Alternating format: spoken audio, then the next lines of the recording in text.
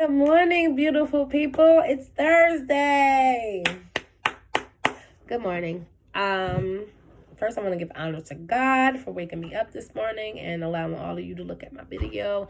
I do appreciate the love. I am going to try to implement some of the advice I got yesterday, but some of it I just can't do. Like, for instance, my friend was like, why don't you put some music in it? But you have to be careful with copyright stuff on so I'm just like, I'm not even gonna fool with that music thing unless it's some jazz in the background. But yeah, and then any of the quotes I use, I make sure that they are also on the YouTube video in the description so that you all can go and give credit to the ones that actually came up with the quote. I am just evaluating the quotes and trying to just provide some encouragement in some of your lives. That's all I'm trying to do. And I actually clicked off the screen that I needed. Oh, poor me. All right, so let's just jump into it. Sorry, y'all, because I had to cut that off. When I am looking for something, I'm a hot mess. But I'm back. All right, so let's go over this quote.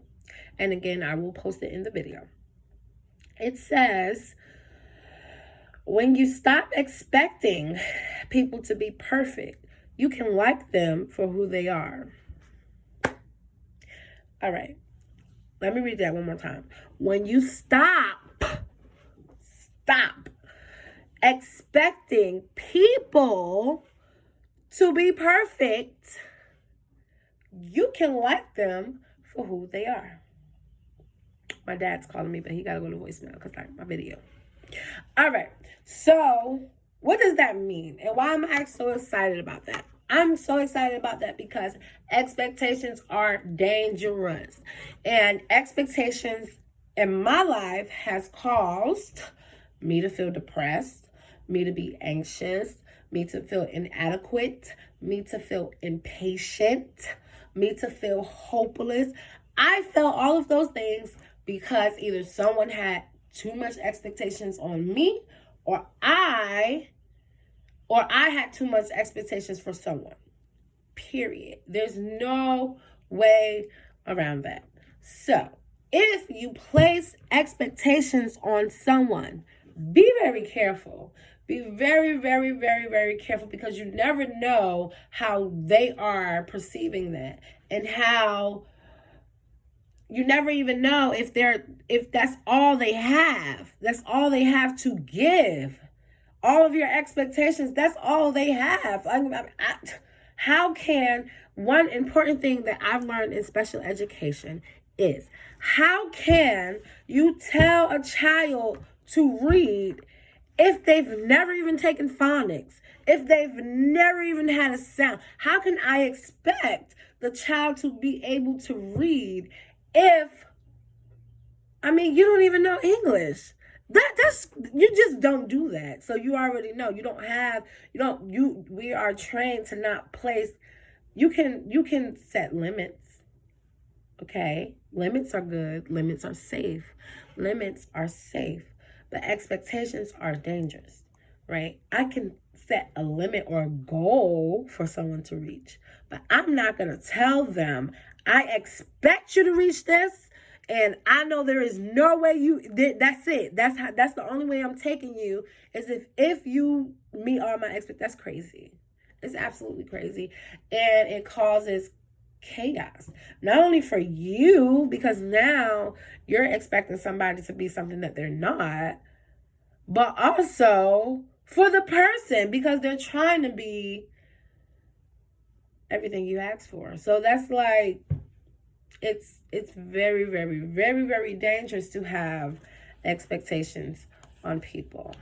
Without expectations, acceptance would be easy, right? Because I'm accepting you how you are. I'm not expecting you to be bigger than who you are, richer than who you are, smell good, smell better than what you do. I'm not expecting that. I'm accepting you how you are. And guess what? You set the boundaries with that person. Okay, because a relationship has to go both ways. And it doesn't just mean a romantic relationship. And we'll get into some instances soon.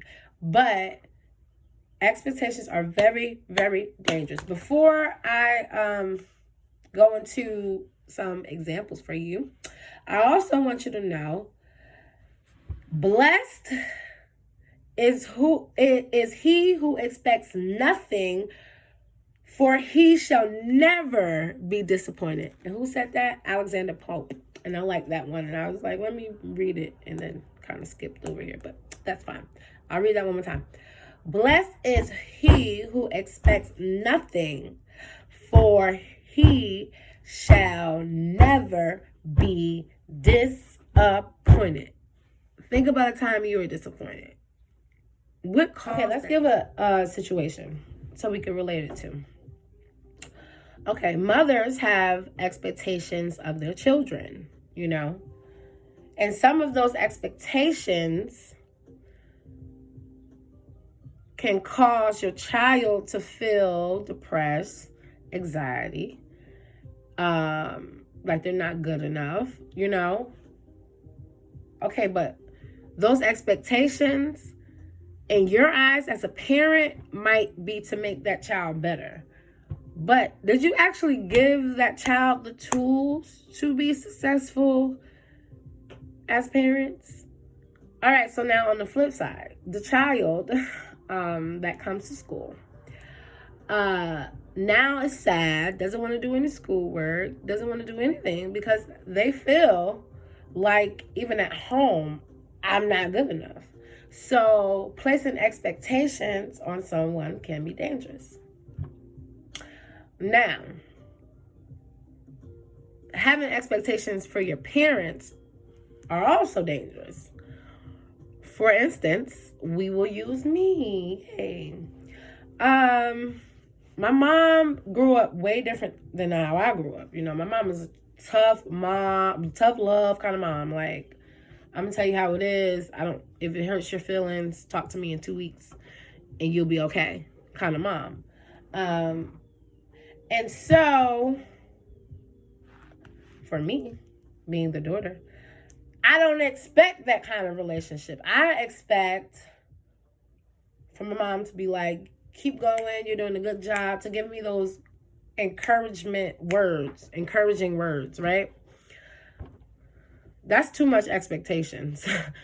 Because for my mom, her love is shown differently. Does that affect me still? Yes. Do I deal with that every day? Yes. Does me and my mom go times without speaking? Yes.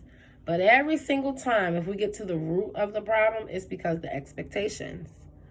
My mom wants me to be a certain way, expects me to be a certain way. Listen, I'm a walking, talking, mistake-making human being. And so as the daughter, I feel less than, right? But as the mom, she might feel like I'm just trying to, I don't know, because I'm not my mom. I'm just her child. So I can tell you how our relationship affects me, but that's the biggest issue with me and my mom's relationship, expectations. So expectations can be very, very And you can apply that to any situation. Right. Listen, my grammar is not perfect. And a part of Trauma Stops Here is just putting who I am on the front line. Like, listen, I'm not perfect in some of these areas that one might expect me to be good at, like grammar or spelling, because those are my weaknesses.